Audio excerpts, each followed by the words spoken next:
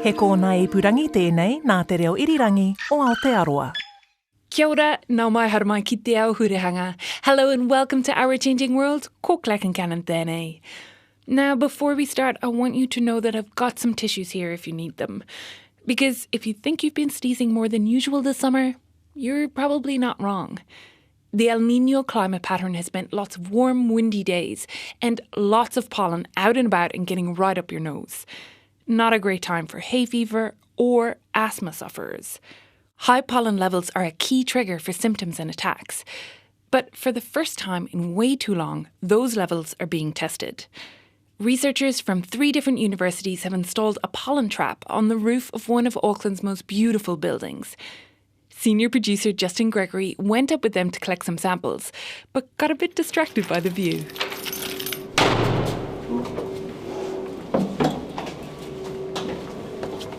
It's a palaver to get up onto the roof of the Auckland War Memorial Museum, but once you're up there, I tell you, it's worth it.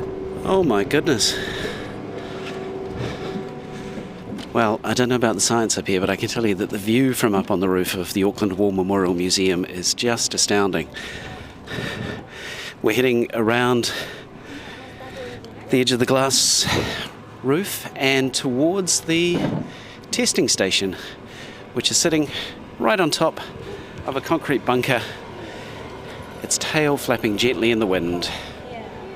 The trap is a vented green metal bin, like an old-school metal camp cooker with a blade on top of it to catch the wind. You can see some photos of it on the Our Changing World website. Master student Natasha Inyadi is about to climb up to remove this week's sample. So first we need to stick in a lock to stop the blade from moving so it doesn't hit us as we're changing out the pollen sampler. And then you open the top of it, and then this is where the tape is. The tape is wound inside a metal drum. It's like a small film canister. Pollen enters the drum through vents in the trap and collects on the tape. Natasha swaps the old drum for a new one. And then there's a key, which we use, and then we turn this until the drum gets quite tight. And the key is to wind up the clock mechanism, which ticks for 7 days. Yep, the pollen trap operates by clockwork, slowly unwinding over the course of a week and catching the pollen that drifts in. After winding it up, Natasha closes the lid and cleans the vents on the machine with a small dental brush. And it looks like we're done here. Yeah, and that's pretty much it. Last step is just to unlock the blade again so that it can move around in the wind. Terrific. And it's moving in the wind again. Yeah. Ready for another week. And I'll get down before it hits me. Okay. This pollen trap has been operating for around 6 months now. Have a guess how many traps were running before then? The answer? None. Not one single pollen trap in New Zealand. Not a single pollen trap, which was quite shocking. It is. This is Associate Professor Stuti Misra, optometrist and scientist at Waipapa do Matarau, the University of Auckland. She co-leads the project with Associate Professor Amy Chan, a pharmacist and asthma researcher, also at Auckland University. Amy too found our lack of traps surprising. I had a PhD student look at the effects of weather on asthma hospitalisation. She said, "Oh, Amy, there's no pollen data." And I'm like, "Don't be silly, it's right there. Just contact the Met Service and find out what's going on. Just get the data and the data source." But there wasn't a data source. Until now, we've relied on the expertise of just one man. She's like, no, I've contacted a Met Service and they said this data is provided by someone called David Fountain. And he is an expert around pollen and he's a lot of expertise around pollen, but it's all around based on historical trends. So from his knowledge, for example, it might be like July, usually in July, and based on his observations around him, I'm seeing these trees pop up and I know in the past July, this is the type of pollen that's most commonly around. And so that's how how he has sort of predicted that and provides that information to the Met Service. So he's generated a pollen calendar to say these are the types of pollen that have traditionally been around at this time of the year, and that's what they draw on as well, with a combination of considering things like weather and wind. It's been years since anyone captured and analysed pollen and spores in this country. 35 years, in fact, in 1988. More data and more up-to-date data was needed. Why? Well, in short, asthma and allergies. Pollen is a big trigger for allergic rhinitis, hay fever, and asthma. It's no secret that Aotearoa has high rates of asthma. About 1 in 8 adults suffer from it, and about 1 in 5 children. We have much higher rates than Australia and the UK. And recently our data also shows our asthma attack rates are really, really high. So when I looked at the number of asthma attacks in a year and divided by the number of people who have asthma, there is actually an asthma attack being experienced by a person with asthma every 2.5 minutes. I was concerned because not only does New Zealand have very high rates of asthma, our asthma isn't controlled, and that's really the most important part, is that our asthma attack rates are really high. And those rates are not improving. It's quite the opposite.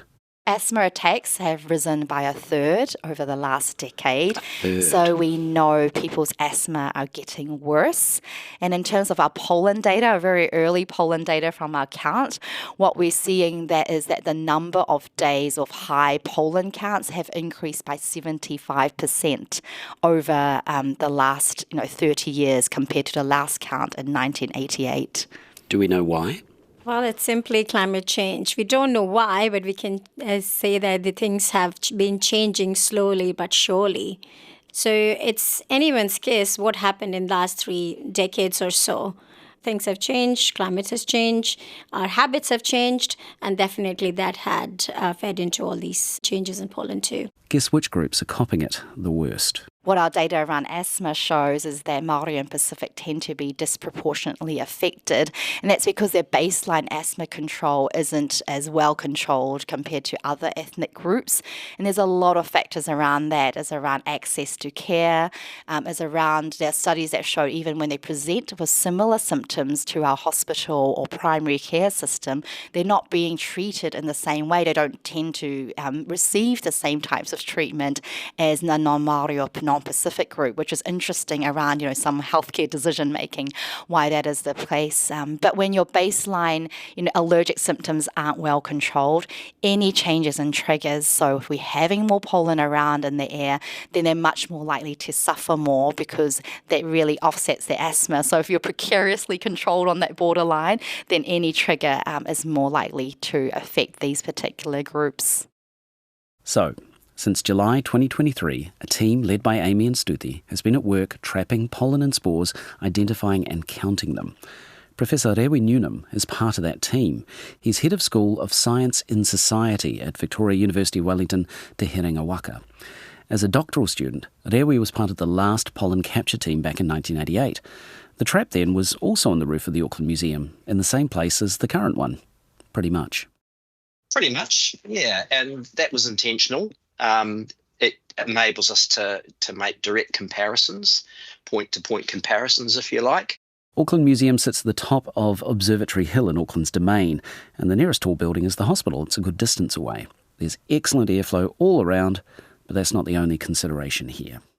When we're looking to locate a pollen trap, we want a place, first of all, a place that's secure, that will not be, damaged or affected by passerbys, people passing by and so on. We want it to be obviously accessible. We want it to be above ground level, and that's because it makes it easier to evaluate the pollen. If you put your pollen trap right down at ground level, you can appreciate there's so many different plants producing and shedding their pollen. We just get we get overwhelmed with the material that's in our sample, the pollen material that's in our sample.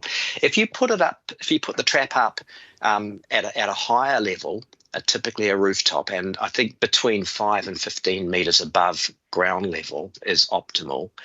Then you're avoiding all of those complications at ground level, and you're getting the big players. You're getting the pollen that is being dispersed on the wind, and by and large, those are the pollen types that are the problem for allergies.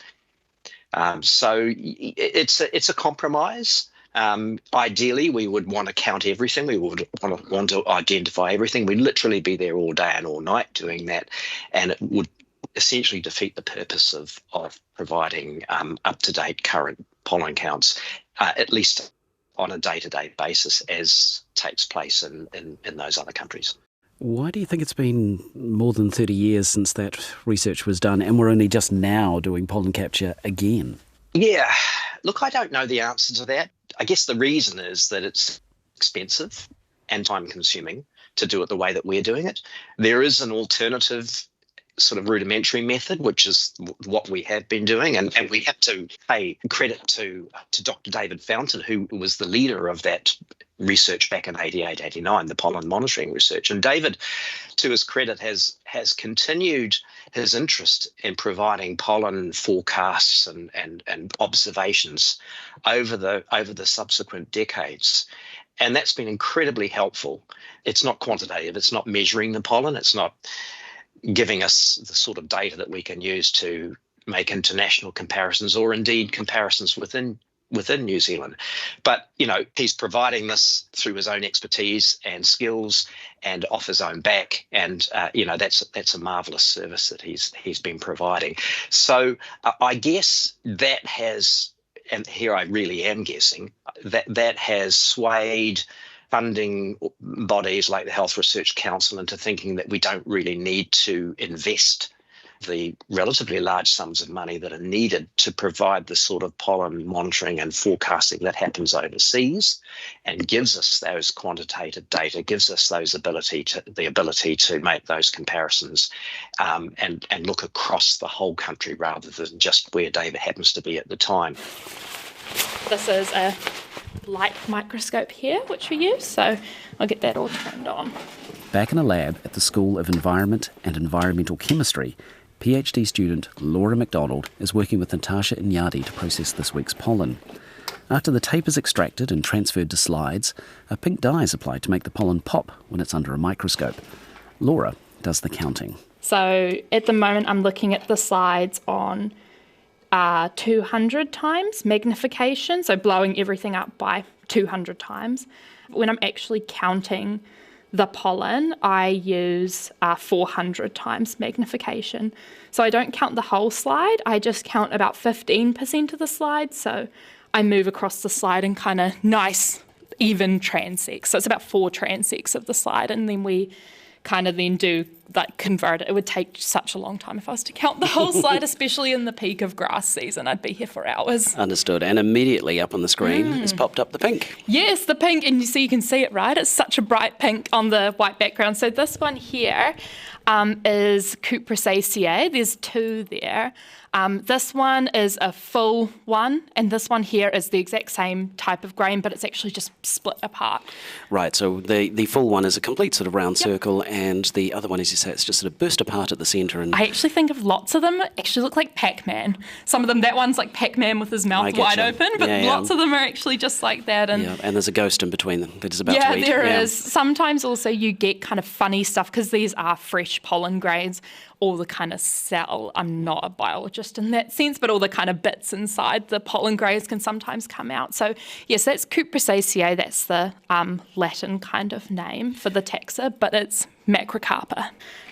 Looks like we've just brought in last week's sample, is that right? Yeah. Shall we chuck one on and... Why not? Let's see if I can find something.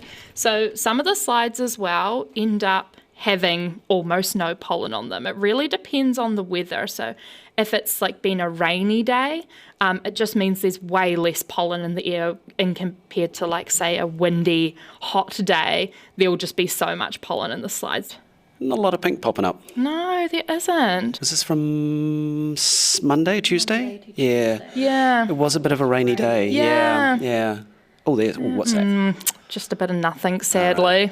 All right, but so far, a low pollen day. It is a low pollen day, which is probably fantastic for all the people with hay fever. Let's have a look. Now, remember, This is data from the only pollen trap in the country. In Europe, there are about 600 permanent traps, and they've been running for decades. And annoyingly, Australia has got a bunch of them too. Dr. Edwin Lampugnani is an aerobiologist. He coordinates the Melbourne Pollen Service with a machine on the roof of a Melbourne University building. It's automated. There's no clockwork here or hand counts. And he says the plan is to revolutionise hay fever management.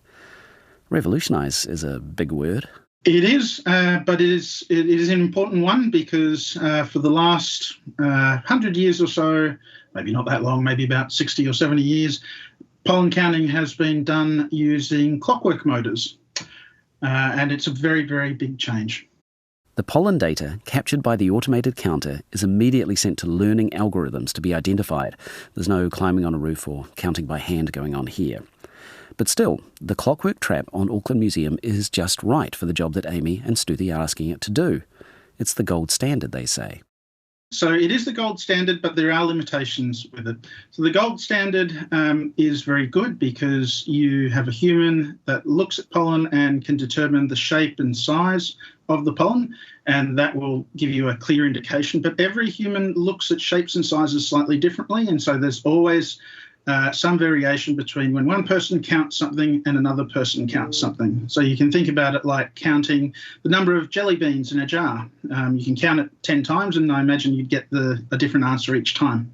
It has one very, very big advantage over the clockwork motors, and that is that it provides real-time data and data down to 15-minute intervals, which is something that the Burkhard machine can't do, or the old gold standard machine can't do.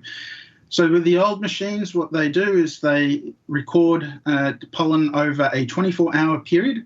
So the pollen count that's derived from that machine is always something that's happened in the past.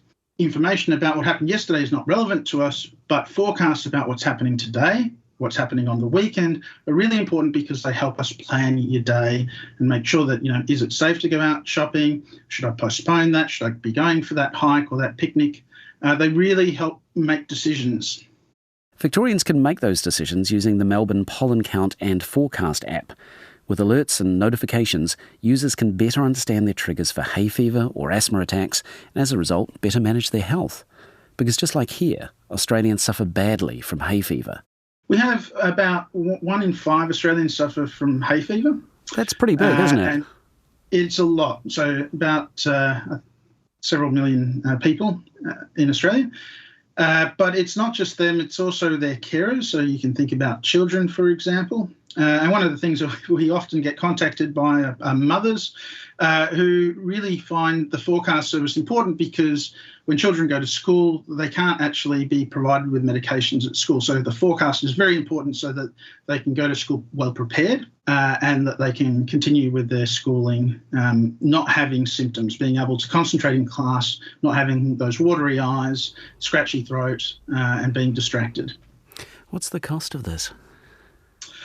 The cost is huge in terms of socioeconomic costs. I don't have the figure offhand at the moment, but it is in the billions. But most of that cost is related to time lost. So many of us, including myself, have had to take days off because of bad allergy symptoms and hay fever, to the point where I can't see out of my eyes.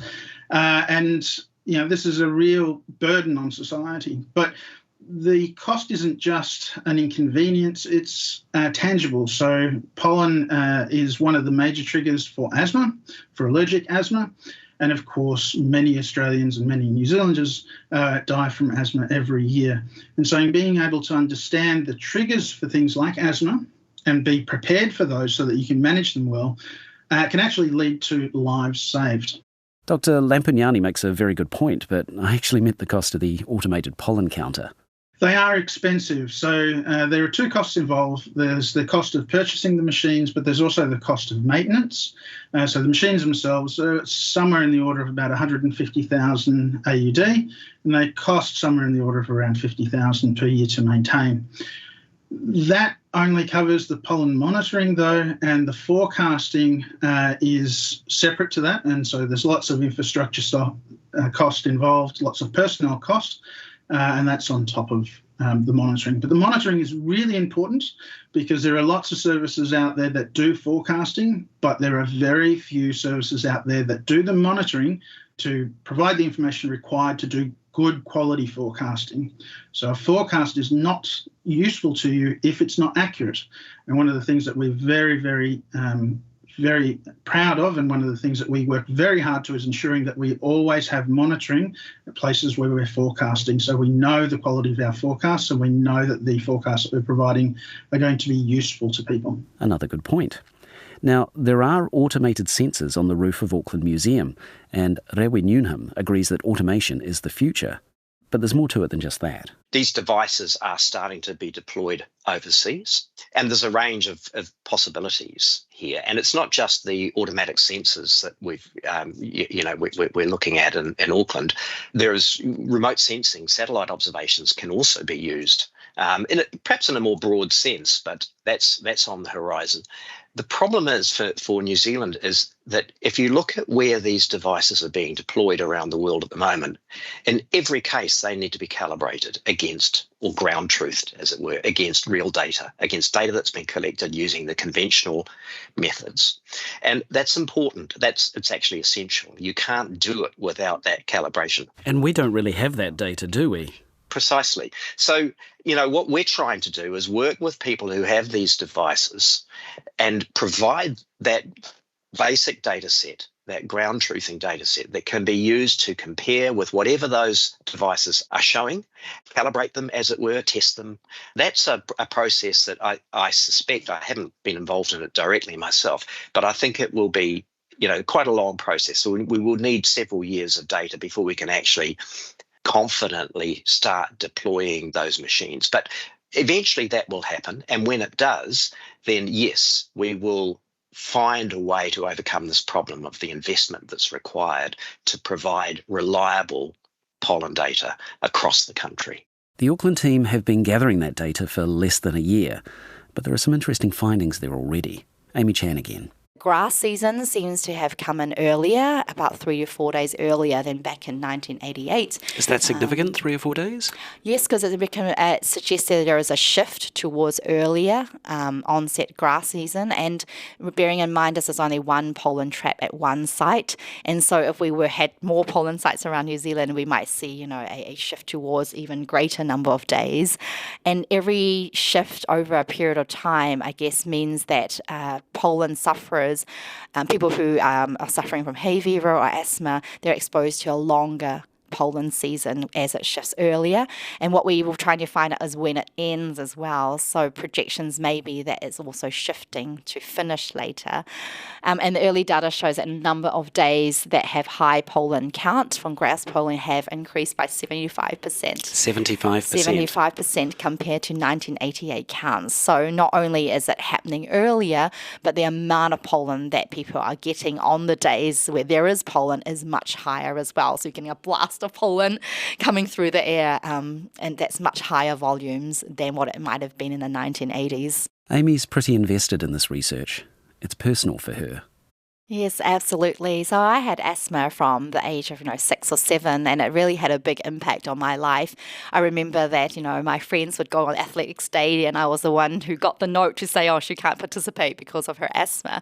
So it really had an impact, and my asthma wasn't controlled at all. And that's for lots of reasons, including, we didn't have the same treatments back then as we do now. But there was definitely my passion. I remember, I think by the time I got to the age of 9 or 10, I was so frustrated by my asthma. When people asked me what I wanted to do when I grow up, I said, I want to cure asthma. I want to find the cure. So we haven't quite gotten to that, but the closest thing to a cure really is getting your asthma controlled. And so now I'm really trying to understand what it is that we can do to control asthma so people don't get symptoms and don't get attacks. And that's really what drives me every day, I guess, to really understand more about asthma. Amy is running a related clinical trial, developing real-time prediction tools and smart devices to avoid asthma attacks.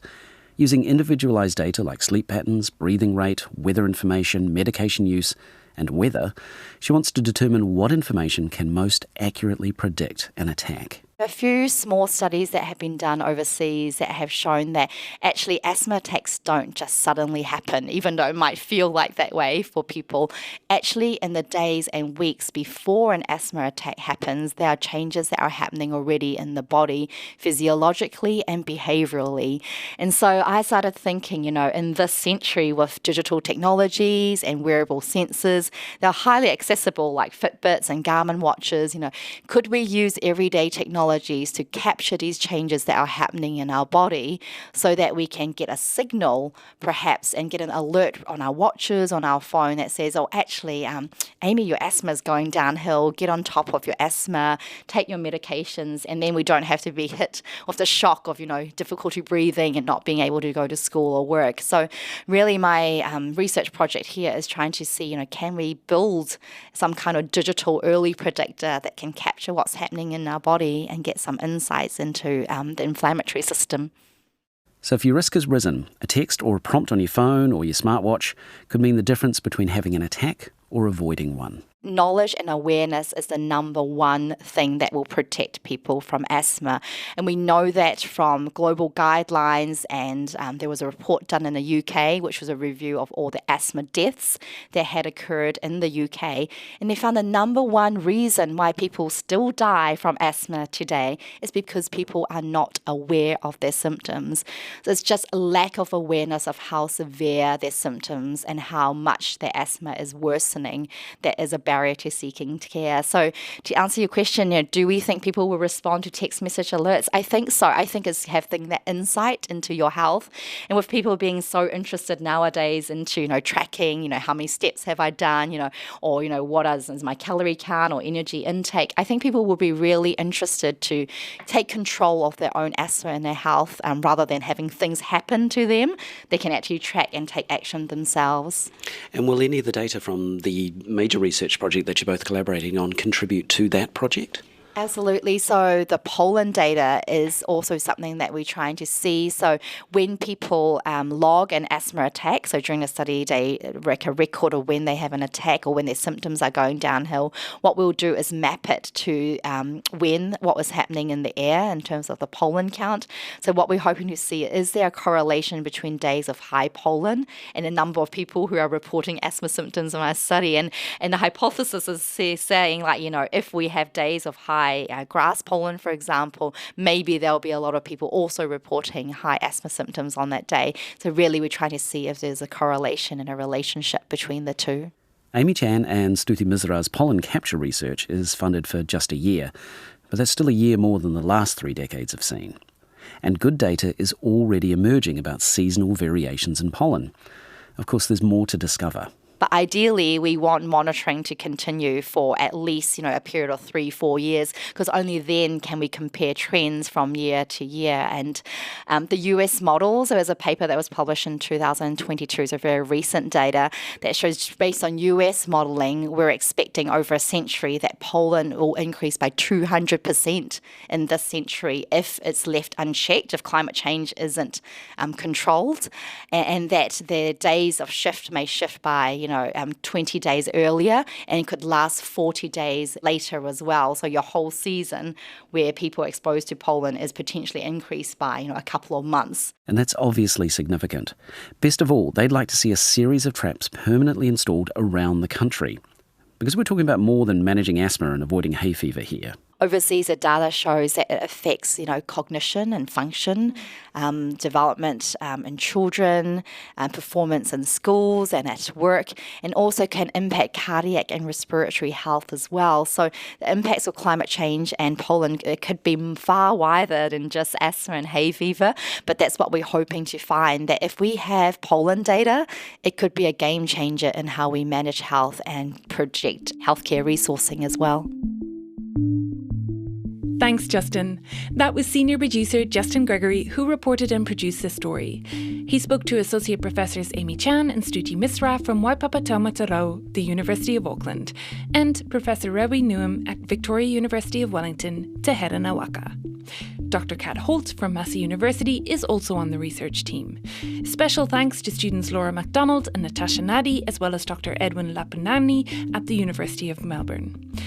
Production help was by me, Claire Kincannon, and Ellen Rikers. Sound engineering was by William Saunders, and Tim Watkin is executive producer of podcasts and series at RNZ. Our webpage is at rnz.co.nz/ourchangingworld, where we'll share some photos and further research if you're interested. You can also sign up to our monthly newsletter there. And if you've got feedback for us, you can email ourchangingworld@rnz.co.nz. Tinakwe I whakarongo mai. Thanks so much for listening. Ko Claire Kincannon aho. Have a great week. Kia pai, te wiki.